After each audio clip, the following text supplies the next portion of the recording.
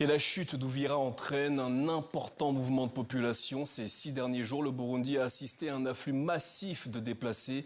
De nouveaux sites d'accueil ont été installés pour les accueillir. Antoine Delpierre et Francine Sinarazin. Depuis ces dernières 24 heures, la vague de réfugiés est telle que les autorités burundaises, pas plus que les équipes de l'ONU sur place, parviennent à tous les enregistrer. L'urgence première pour les humanitaires, c'est d'installer le strict nécessaire, notamment avant l'arrivée de la pluie ces prochains jours, des tentes, de l'eau, des latrines, pour éviter la propagation des maladies. Nous avons des médecins qui ont commencé avec la vaccination, comme il y a des problèmes de choléra dans la région et des polio parmi les gens qui sont arrivés. Donc il y a tout ce système, mais on est encore vraiment au tout début. Donc pour les abris, tout ce qui est là, c'est vraiment temporaire. Le temps qu'on puisse les transférer ou au site de Bouérou où il y aura des abris un peu plus décents. Depuis la fin de semaine dernière, 40 000 réfugiés congolais sont arrivés sur ce site de transit. Ils habitaient jusqu'à ces derniers jours dans les localités assaillies par les violents combats opposant les FARDC, leurs supplétifs Wazalendo et les militaires burundais aux hommes de l'AFC M23.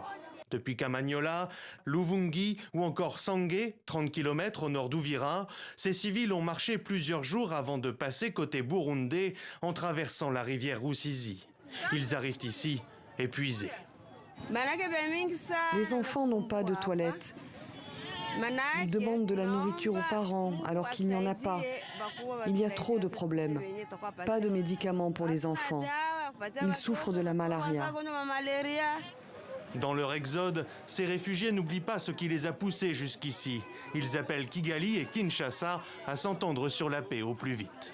Si le président vraiment Trump n'est pas derrière cette situation, qu'il nous vienne vraiment en aide, qu'il demande à Kagame de cesser avec la guerre en RDC, de retirer ses militaires jusqu'au Rwanda, et quand Kagame va retirer ses militaires, nous allons trouver la paix. Les fonds nécessaires pour accueillir les réfugiés au Burundi étaient évalués en janvier 2025 aux environs de 76 millions de dollars. En ce mois de décembre, soit près d'un an plus tard, ce budget n'a été financé qu'à hauteur de 40%.